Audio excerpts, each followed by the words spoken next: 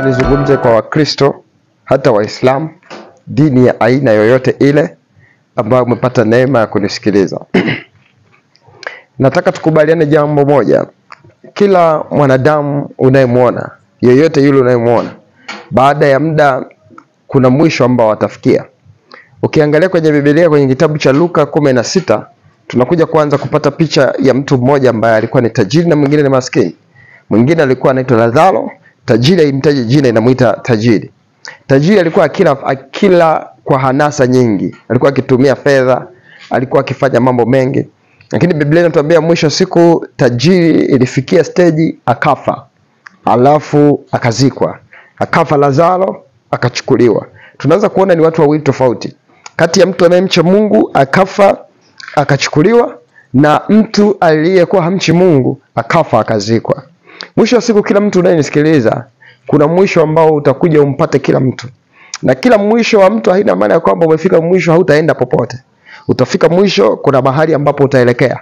Matendo yako ndipo ambapo yatakakupeleka. Hii nazungumza ni kwa dini zote. Uwe ni Muislamu, uwe ni Mkristo. Na sasa tunaishi katika ulimwengu ambao tunahitaji kuwa na nguvu.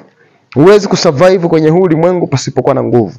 Lazima upate nguvu, uwe na nguvu za kiroho. Kwa sababu usipokuwa na nguvu za kiroho, kuna muda unaweza kuwa unatumikia wengine. Ukisoma kwenye kitabu cha Isaya 42:22, Biblia inasema watu hawa ni watu walioibiwa.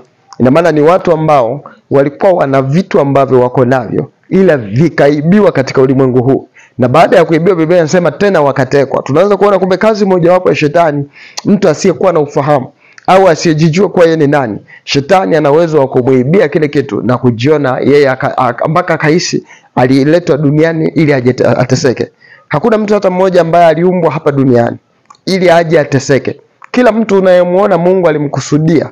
Kila mtu unayemuona Mungu alikuwa ameshapanga afya yako mapema sana. Kila mtu unayemuona Mungu alishataka uwe na afya njema kabla hata wewe hujawaza.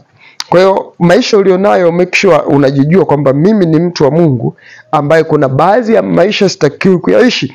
Na unatakiwa ujue kama licha ya kuwa mimi ni mtu wa Mungu, inabidi niongeze bidii. Angalia Biblia inavyosema, maombi ya mwenye haki yafaa sana anapoomba kwa bidii. Mungu anahitaji kitu kinachoitwa bidii. Bidii unaiweka kwenye mambo yote. Unapoweka bidii kwenye mambo yote, hakika yake lazima utafanikiwa. Na ukimtanguliza Mungu. Mungu akubariki sana. God bless you. Amen.